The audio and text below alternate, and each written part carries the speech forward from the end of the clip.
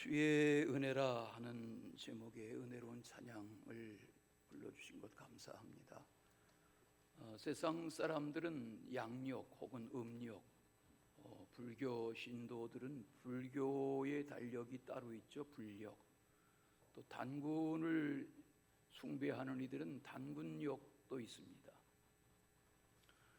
이 기독교인들은 양력을 사용하지만 특별히 교회력이라는 것을 중심으로 교회 생활을 합니다. 교회력은 예수 그리스도의 탄생과 생애를 중심으로 절기를 따라 교회를 섬깁니다. 여러분 주일 주보에 보면 주일 예배 상단에 오늘은 교회력이 성령 강림 후 네 번째 주일이다, 이렇게 교회력이 표현되어 있습니다. 교회력에 따라서 성경 말씀을 매주 묵상해가는 성서 일과라는 것이 있습니다. 설교자들에게 있어서는 즐겨 찾아보는 성경 본문 중에 하나입니다. 모세의 오경이라든지 역사서라든지 특별히 시편이라든지 예수님의 생애를 다룬 복음서라든지 바울 서신을 비롯한 서신서라든지 이 모든 성경의 내용들을 대여섯 군데 입체적으로 그 주마다 이곳저곳에 해당되는 성경 구절을 발췌해서 엮어놓은 3년 주기의 말씀 묵상 일과, 그것을 성서 일과라 그렇게 하는데, 오늘 마침 맥주 감사 주일에 성서 일과로 되어 있는 본문 중에 하나가 시편 30편입니다. 요즘 새벽마다 홀문산 기도회 기간을 전후해서 시편 말씀을 접해가고 계시는 중에 원래는 내일 본문으로 되어 있는 말씀을 오늘 본문으로 성서 일과를 따라 묵상하고, 오늘 말씀 분량인 29편을 내일 새벽에 묵상하려고 그럽니다. 왜 성서 일과를 주목하게 되는가 하는 것은 물론 교회 환경이나 목회 환경을 따라 이곳저곳에 묵상되어지는 본문을 묵상할 수도 있고, 또 성경의 일정한 부분을 강해해 나갈 수도 있지만, 성서 일과를 따르는 것은 성경학자들과 목회자들이 오랜 교회 역사 기간 동안에 정리하고 발췌한 그런 성경의 교회력에 합당한 말씀이 그러하기 때문에 그렇습니다. 마치도 되는 대로 먹지 않고 기업체나 관공서나 학교나 이런 공동체 생활 중에는 수준 있는 영양사가 그 계절에 맞는 적합한 식단을 짜서 그 식단대로 필요한 영양의 음식을 공급하는 것처럼 말입니다. 우리는 지난주에 오늘 말씀을 미리 일부 접하였습니다. 출애굽기 23장에 보면 14절, 15절, 16절, 17절에 절기를 반드시 지켜야 된다 하는 말씀이 있다는 내용을 접했습니다. 그 유대인들에게 강조하는 세 절기라고 하는 것은 6월절로부터 시작되는 무교절, 그리고 오늘 맥주절, 그리고 가을의 수장절이라고 하는 추수 감사절기입니다.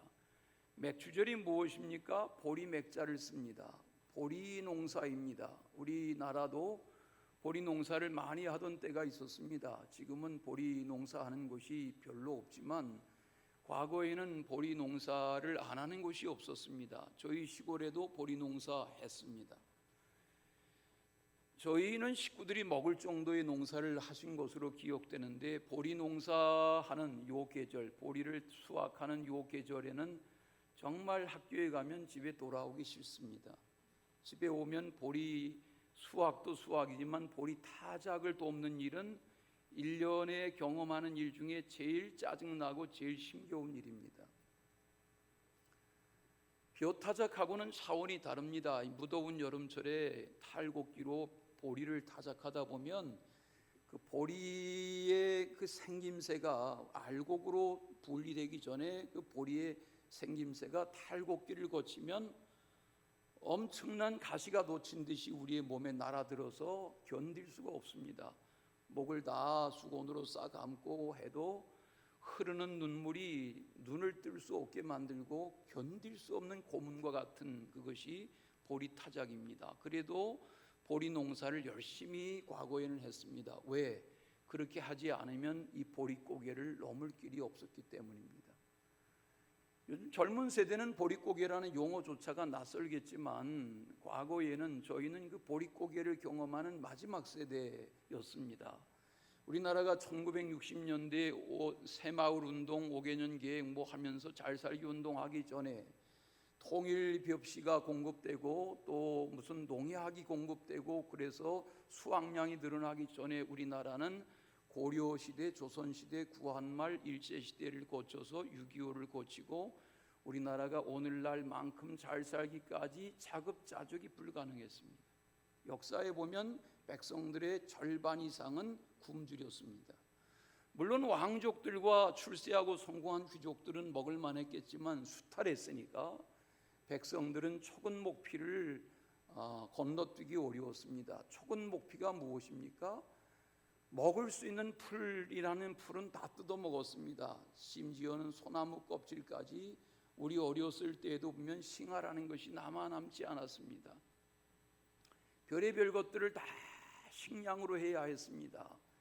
쌀밥을 먹는 경우는 흔하지 않았습니다. 거기에 별의별 것들을 다 넣어서 하고 밥에다가 무를 넣어서 무밥을 해 먹는 이유도 밥의 양을 늘리기 위한 것이었습니다. 시래기에다가 별의별 나물죽을 다 끓여서 멀겋게 끓여서 그렇게 먹던 시절이 그렇게 오랜 시절이 아닙니다. 오늘날 우리나라는 잘 살게 되었습니다. 세계 249개 나라 중에 무역 수출량이 세계 8위인 그런 강력한 국가가 됐습니다. 주권을 빼앗겼던 나라, 전쟁을 경험했던 나라, 1천만 명의 이산 가족이 발생한 나라, 수백만 명이 전쟁으로 죽은 그런 나라가 이렇게 잘 사는 지난 50년, 70년 만에 잘 사는 나라의 역사를 이룬 경우는 세계의 그 많은 나라 중에 없습니다. 우리나라 잘 삽니다. 물론 가난하고 절대 기근의 세대가 없지 않지만 지금도 산적한 문제가 많지만 엄청나게 잘 사는 나라입니다. 제3국가 선교 현장 다녀보면 눈물 날 정도로 우리나라가 잘 삽니다. 그러나 상대적인 것 상관없이 우리는 항상 결핍 속에 살고 감사를 모르고 살 때가 많습니다.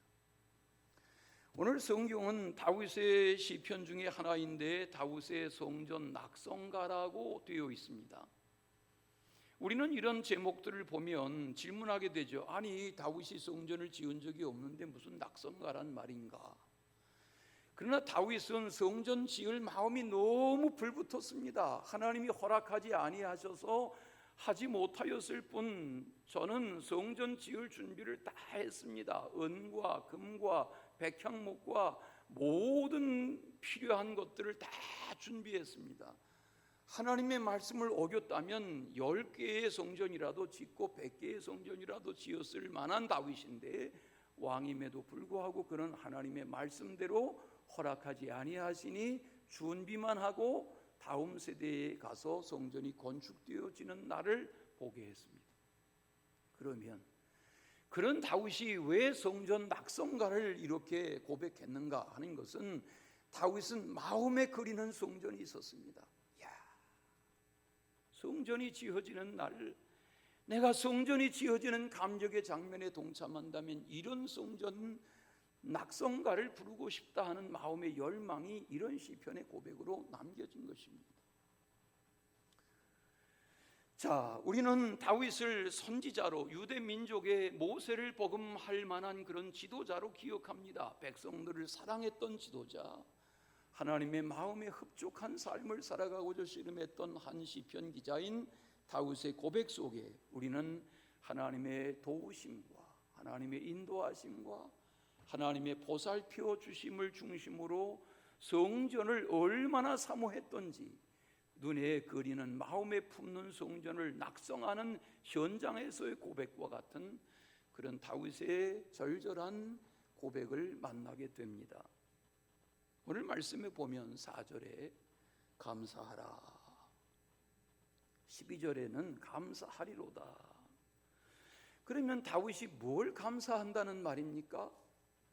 오늘 이 시편 30편 말씀이 12절 짧은 분량인데 이 분량 안에 무려 여호와라는 표현이 10번이나 나옵니다. 주여라는 표현이 13번이나 나옵니다. 내 하나님이란 표현이 2번이나 나옵니다. 12절의 분량에 무려 25번이나 여호와여 주여 주여 하나님이여 이런 고백을 9절마다 계속 입에 달듯 반복합니다. 무슨 말입니까? 다윗은 그의 마음에 꽉 찬 생각이 왕이지만 나는 여호와 중심으로 산다. 나는 하나님 중심으로 산다. 나는 주님의 은혜로 산다 하는 이 고백이 그의 삶을 꽉 붙들고 있었던 것이 분명합니다.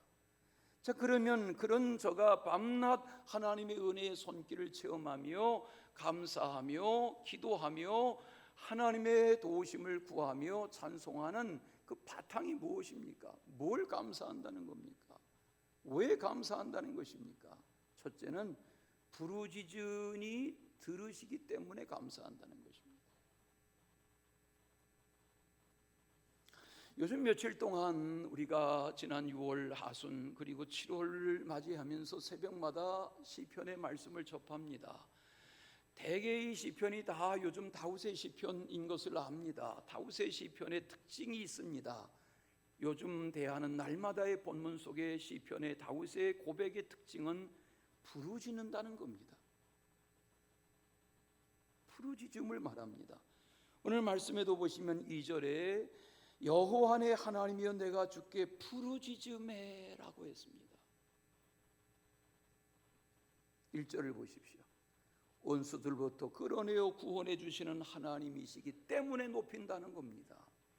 2절에 보시면 내가 주께 부르짖으니까 여호와 내 하나님이 나를 고치셨기 때문에 부르짖는다는 겁니다. 2절 말씀을 영어로 보니까 내 하나님께 도움을 청했더니 주님이 나를 고쳐주셨다 그렇게 고백하고 있습니다. 3절에서는 하나님이 그의 영혼을 무덤과 같은 곳 수월에서 끌어내어 보호하셨고 살려내셨도다고 고백하고 있습니다. 자, 전쟁으로 질병으로 끝없는 어려움으로 시련 속에 살던 다윗이 왜 감사하는 것입니까? 오늘 말씀에 보니까 부르짖으면 하나님이 그때마다 들으시기 때문에 감사한다는 겁니다. 8절에도 보십시오. 여호와여 내가 주께 부르짖고 주께 간구하기를 그리 말합니다. 부르짖고 간구합니다. 여러분 어떤 경우에 부르짖습니까? 여쭤보겠습니다. 요즘 무엇 때문에 부르짖습니까? 왜 부르짖습니까? 뭘 부르짖습니까? 우리가 부르짖는 내용이 뭡니까? 평상시에 밤낮 먹지도 않고 마시지도 않고 잠도 안 자며 부르짖는 사람 있습니까? 없어요. 삶이 평안한데 부르짖는 사람 없어요. 그건 이상한 사람이죠. 삶이 평안하면 누리는 거죠, 평안을. 그러나 잠이 오지 않습니다. 마음이 잡히질 않습니다. 속상합니다. 억울합니다. 슬픕니다. 괴롭습니다.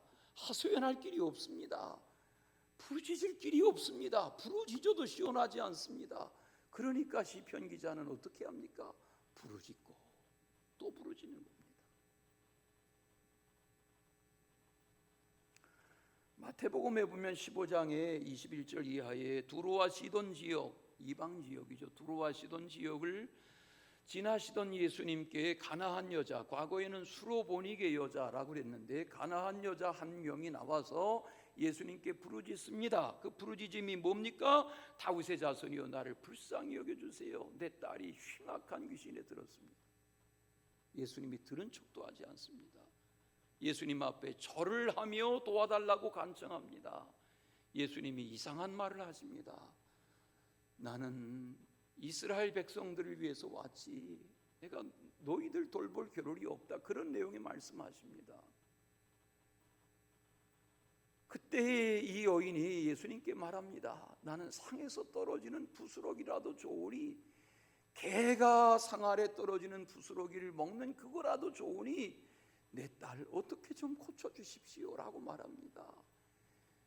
여러분 여성들 계신데 개 운운하면 좋아할 사람이 누가 있습니까? 개에 비교하는데 감정이 격해지지 않을 사람 아무도 없습니다. 보통 여인 같으면 내가 이런 취급받느니 내 딸이 살든 죽든 나 돌아간다 그럴지도 모릅니다. 그런데 이 여인은 절하며 엎드려 개라도 좋습니다. 나를 개 취급해도 좋고 뭐라 해도 좋으니 내가 하는 바로는 상 아래 떨어지는 부스럭이라도 개라도 주워 먹는데 그런 은혜라도 주십시오. 그때 예수님이 말씀하세요. 여자여, 내 믿음이 크다. 내 소원대로 되라. 이렇게 말씀하셨는데 그 성경을 읽다 보면 마태복음 15장에 이게 사건의 기록인데 이렇게 말씀하셨는데 데리고 온 딸이 아니에요. 집에 지금 뭐 출입하며 들락거리며 거품을 물며 소리 지르며 옷을 발가벗고 그렇게 정상인으로 생활하지 못하는 흉악한 구신에 들린 딸이에요. 이 딸의 문제를 가지고 예수님께 나왔는데 예수님이 이 여인의 믿음을 칭찬하실 때 성경은 그 시간에 이 딸이 나았다. 성경의 증언은 그것입니다. 그 시간에 그 딸이 나았다.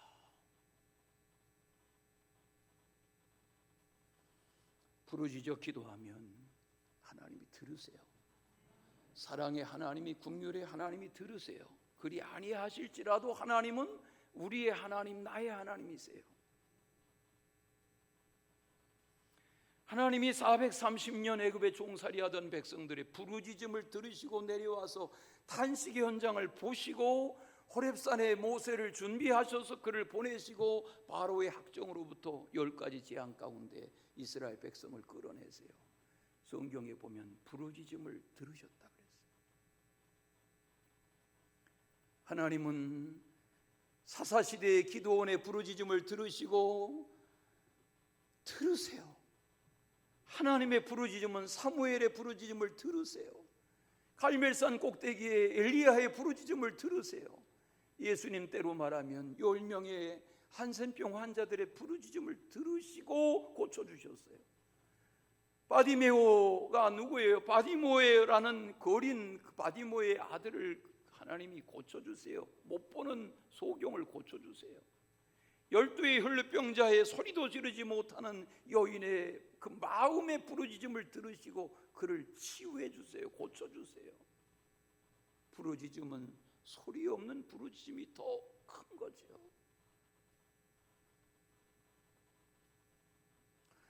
예수님 앞에서 살아가려 했지만 태어난 삶이 앞도 못 보지요. 듣지도 못하지요. 보지도 못하지요. 여러분 생각해 보세요. 아기가 태어나는데 말도 못하지요. 듣지도 못하지요. 보지도 못하지요. 이런 상태의 딸아이가 태어났다면 부모의 심정이 어떻겠어요?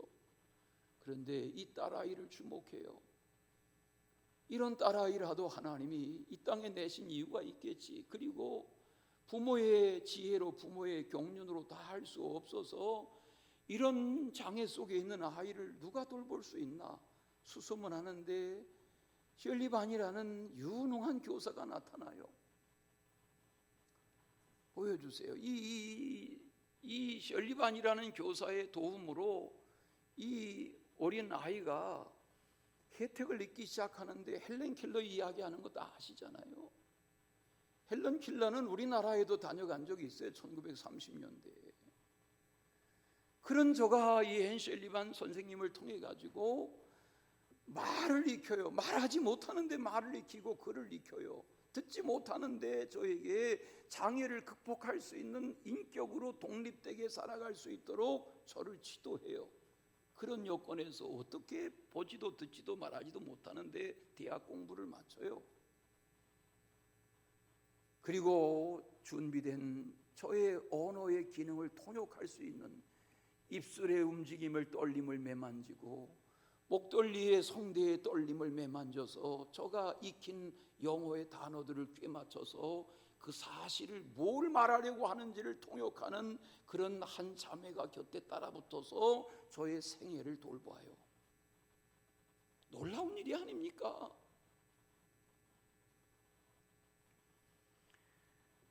그의 기록에 보면 장애는 불편하지만 불행한 것은 아닙니다. 앞을 못 보게 태어난 것보다 더 비극적인 것은 꿈이 없는 것입니다. 소망을 볼 수 없는 것을 보게 하고 만질 수 없는 것을 느끼게 하고 불가능한 것을 가능하게 하는 것이 하나님의 은혜입니다 라고 계속 다니는 데마다 말해요.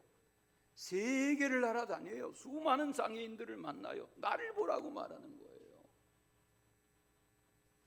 너는 앞만 못 보지, 너는 말만 못하지, 너는 듣지만 못하지, 나는 보도 못하고 듣도 못하고 말도 못해. 그럼 나도 이렇게 버티고 하나님의 영광을 돌리며 살잖아. 그렇게 장애 우두를 세계에 찾아다니며 격려하는 거죠.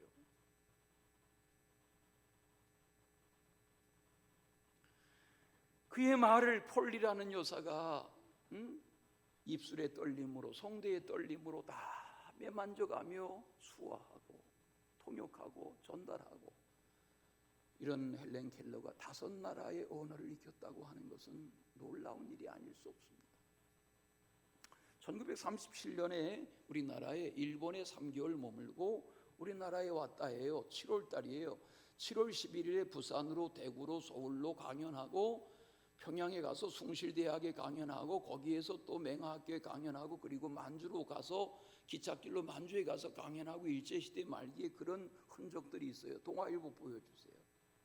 이게 1937년에 동아일보에서 헬렌 켈러 여사가 우리나라에 와서 이런 일을 했다 하는 신문의 기사예요.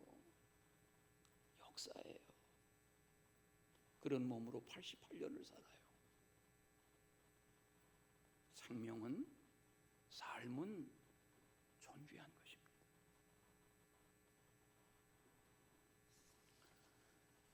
어른이나 아이나 청년이나 노인이나 각 사람이 다 형편이 달라요. 지금 예배하는데 이렇게 고개 숙이고 있는 어린 아이들도 다 듣긴 듣거든요. 다 달라요. 하나님이 우리의 부르짖음을 들으세요. 아이는 아이대로, 어른은 어른대로 부르짖음을 들으세요. 두 번째는 주께 은혜를 구하는 삶을 했기 때문에 저는 감사한 거였어요. 하나님 아버지는 그의 사랑받는 자녀들을 오늘 말씀대로 묵상하세요. 말씀에 보면 슬픔에서 재난으로 이끌어가지 않으세요. 기쁨을 주기를 원하세요.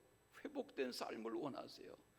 저녁에 울음이 기습했지라도 아침에 기쁨을 회복하게 하시는 분이 아버지세요. 그걸 다윗은 알았어요. 체험했어요. 우리도 마찬가지 아니에요?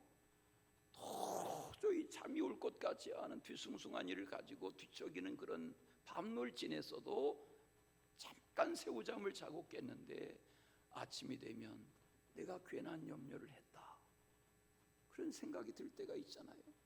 하나님은 우리의 삶을 그렇게 이끌기를 원하세요. 오늘 말씀의 11절 보면 주께서는 슬픔이 변하여 춤이 되게 하신다. 베옷을 입어야 하는 재난의 순간이 변해서 기쁨이 되게 하신다 그랬어요. 5절에 보니까 하나님의 노염은 잠깐이고 하나님의 은총은 평생 가는 거다. 이 다윗의 체험이지요. 7절에 또 보니까 다윗은 여호와여 주의 은혜로 나를 산같이 굳게 세우셨다 그랬어요. 다윗이 누군데? 베들레헴의 평범한 가정에 양을 치던 들판의 소년인데 하나님이 저를 다듬고 연단하고 높이고 높이시는데 얼마나 귀하게 하셨어요? 산처럼 높이셨단 말이에요. 나 같은 시골 소년을 하나님이 산과 같게 하셨다.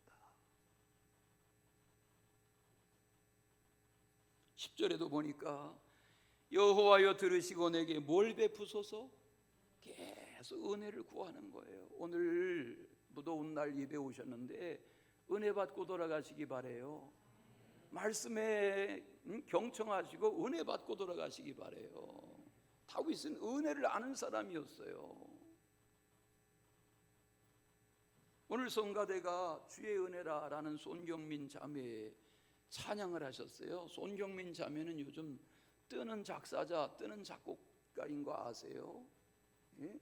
요즘 기독교계의 음악을 아주 석권하고 있어요. 손수 작사와 작곡을 다 해요. 가사가 뭐예요? 은혜라는 거 아닙니까? 믿음 생활이 뭔가요? 은혜 생활이죠. 믿음이 좋아졌다는 게 뭐예요? 은혜를 아는 거지요. 믿음으로 산다는 게 뭐예요? 은혜 가운데 사는 거죠. 우리가 301장 찬송 많이 하잖아요. 지금까지 살아온 것 주의 크신 뭐라고요? 은혜라고요. 그 2절은 뭐예요? 물 붓듯이 부으시는 주의 은혜가 족하다. 이게 찬송이 아닙니까? 여러분, 은혜를 모르는 사람은 믿음의 사람이라 할 수 없어요. 은혜인 거예요. 그렇지 않습니까? 약혼하고 결혼 준비하던 마리아가 천사 가브리엘의 방문이 반가운 일이 아니죠. 무섭죠, 두렵죠, 떨리죠. 왜? 처녀의 몸에 아기가 잉태한다니 유대인의 법으로는 돌에 맞아 죽을 일이죠. 그래서 유대 산간의 엘리사벳의 집에, 친척 집에 숨어 들어가지요. 그런데 어떻게 10달을 버티고 하나님의 아들을 낳나요? 어디서 낳나요? 짐승의 우리에서 나요. 그리고 애굽으로 피신해요. 나사렛에 숨어 들어와 키워요. 이 아들 예수를, 하나님의 아들을 키우도록 이 마리아의 삶을 붙든 것은 뭔가요? 하나님의 은혜예요. 다윗이 전쟁으로, 질병으로, 오늘 말씀의 1절에 전쟁으로, 2절에 질병으로 어려움을 겪어요. 다윗의 생애가 그것뿐입니까? 골리앗 장군 죽이고 난 다음에 유명해지고 나니까 사울이 사위 삼아요. 그런데 경쟁 상대로 삼아요. 죽이려 해요. 다윗을 죽여 없애기까지는 식음을 전폐하려 해요. 엄청난 자객들을 동원해요. 그런 우여곡절 그때 왕이 됐어요. 그런 저가 왕으로 살아가지만 가정사가 편안하질 않아요. 태어난 아기가 죽어요. 그의 범죄는 말할 필요도 없어요. 왕이었던 저가 부하의 아내를 취해요. 자기의 사랑하는 장군 부하를 전쟁의 일선에서 죽음의 사지로 몰아가요. 간악한 인생이에요. 그런 저가, 죄악덩어리였던 저가 가정사에 일이 벌어지기 시작하는데 배다른 형제가 배다른 자매를 겁간해요. 여기에 대한 앙심을 품은 또 다른 형제가 다른 왕자들을 다 한자리의 잔치자리에서 다 몰살시켜요. 피비린내가 나요. 다윗은 왕이었지만 마음에 평안이 없어요. 하나님 앞에 죄악되고 죄송하고 견딜 수가 없어요. 국제적으로는 나라들이 쳐들어오려 하는 이 외환이 하루 이틀의 문제가 아니에요. 그런 어려운 여건 속에 살아가면서 미디안이, 아말렉이, 암몬이 계속 바벨론과 더불어서 이스라엘을, 다윗의 왕국을 삼키려 하는 그런 때에 오늘 1절의 고백이 그런 고백이죠. 하나님, 그런 원수들로부터 지켜주시고 나의 심신의 약한 질병으로부터도 나를 싸매어 주시고 건져주시고 스울과 같은 무덤 죽음에서도 나를 살려주시고, 이거 다 생각하며 은혜를 감사하는 거죠.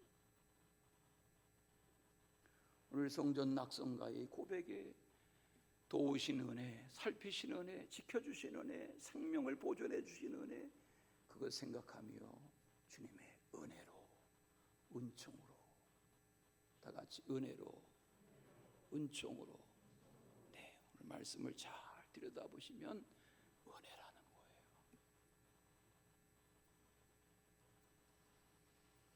베들레헴의 양치기 소년이 어떻게 이렇게 은혜를 아는 하나님의 큰 사람이 되었는가? 우리는 3000년 전에 고백했던 이 다윗의 은혜의 감사의 고백의 시를 지금 3000년이 지난 오늘 또 묵상하고 있잖아요.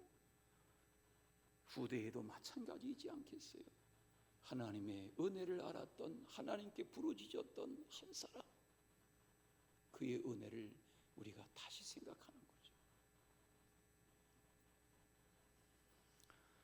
하나님이 은혜를 거두시면 7절 말씀처럼 근심할 수밖에 없다고 그랬어요. 주님이 얼굴을 가리우시면 우리는 근심할 수밖에 없는 존재다. 주님이 얼굴빛을 비추어 주셔야 내 마음의 근심이 사라지는 거죠. 7절에 보면 주의 은혜로, 10절에 보니까 내게 은혜를 구하는 거예요. 여러분, 평소에 건강하고 씩씩하고 잘 나갈 때 의사 선생님 그렇게 의지하지 않습니다. 병원 한 번도 가본 적 없고 30년, 50년, 70년 수술대에 한 번도 누워본 적 없는 분들은 의사 선생님 그렇게 귀하게 여기지 않습니다. 그러나 정작 내가 어느 부위에 중병이 들고 어느 병원에 어느 의사 선생님 만나고 싶지만 6개월을 기다려도 1년을 기다려도 만날 수도 없는 그런 지경이 되면, 야, 의사 선생님의 손길이 귀하구나. 하나님의 은혜 아니고 산 것처럼 여겼지만 다윗이 돌아보니까, 생각하니까 하나님의 은혜인 거예요. 감사하는 나날 되시기를 축원합니다. 마지막은 감사하는 이유가 있어서 주님을 찬송하는 거죠. 오늘 말씀해 보면 여러 번 반복되는 표현이 찬송한다는 거예요. 여러분, 신앙생활은 찬송이 살아있는 게 신앙생활이에요. 스스로 자기를 진단해 보세요. 나는 예배 시간에 찬송 따라하기도 힘겹다. 나는 예배 시간이 아닌 주중생활에는 찬송 생각이 안 난다. 이런 분들은 아직 은혜를 모르는 거예요. 신앙생활은 찬송생활이라 해도 과언이 아니에요. 신앙생활은 계속 입에 달고 마음에 달고 사는 찬송생활이 있을 때 그게 신앙생활인 거예요. 다윗은 찬송의 사람이었어요. 말씀해 보시면 4절, 주의 성도들아 여호와를 어떻게 하며 찬송하며, 자기만 찬송하는 게 아니라 백성들에게 하나님을 찬송하자, 하나님을 찬송하자. 여러분, 미국 이 행정부 보면 나라가 뒤숭숭할 때 무슨 119 사태, 911 사태가 생겼다든지 이러저러한 어려운 일들이 생길 때 대통령과 장관들과 거기 대통령의 곁에 나라를 살림하는 주요 인사들이 하나님 앞에 기도하잖아요. 나 같은 죄인 살리신 찬양하면서 무릎을 꿇고 카페트 바닥에 무릎을 꿇고 기도하잖아요. 부럽잖아요.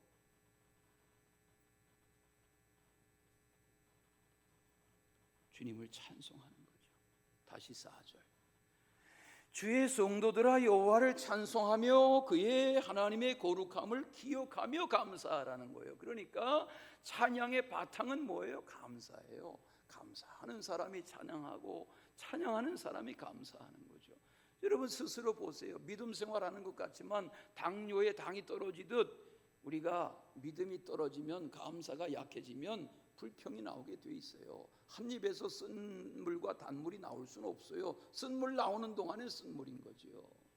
그러나 찬송의 영이 나를 뒤덮을 때는 쓴 물의 영과 불평의 영이 사라지게 되는 거죠. 우리 이 무더운 7월 8월 찬양의 영이 함께 하시길 바랍니다. 여러분, 부르짖을 일이 생기고 답답한 일 생기면 봄이라고 꽃놀이 가고 여름이라고 해수욕장 가고 가을이라고 단풍놀이 갈 수 있겠어요? 부르짖을 일이 생기면 식음을 전폐하고 하나님 앞에 부르짖고 은혜를 구하고 도움을 청하고 하나님의 살피심을 구하고, 그때의 찬양이라는 것은 슬퍼도 찬양이고 괴로워도 찬양인 거죠.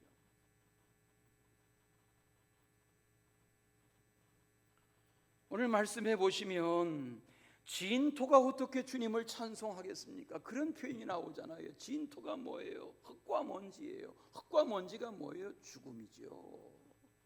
사람이 다 진토가 될 텐데 죽음의 순간이 찾아오면 죽은 자가 어떻게 주님을 찬양합니까? 나 살아있는 동안에, 나 호흡 있는 동안에 할 일이 뭐예요? 찬양하는 거예요. 찬양하는 거예요. 아멘. 저도 30년 전에 목소리 좋았어요. 노세산 집사님, 30년 전엔 저 목소리 좋았죠. 지금 같지 않았다니까요. 짜고 하는 말이 아니라니까요. 30년 전에 나를 아는데, 예? 그때는 노세산 집사님도 지금 같지 않았어요. 새파랬어요. 새파랬어요. 푸릇푸릇했어요. 지금 많이 맛이 갔지만, 예? 살아보세요. 살아보세요. 지금 뭐 연세 70, 80, 90에 폼 잡으세요? 안 해요. 얼마 안 남았어요. 다 너무 그렇게 다윗이요 70에 딱 떠났어요. 이렇게 부르짖고 이렇게 찬송하고 이렇게 은혜를 구하다가 왕으로 있는 70에 딱 고개를 떨궜어요. 우리는 그 찬양을 부르는 거예요. 내가 주님을 찬양하며.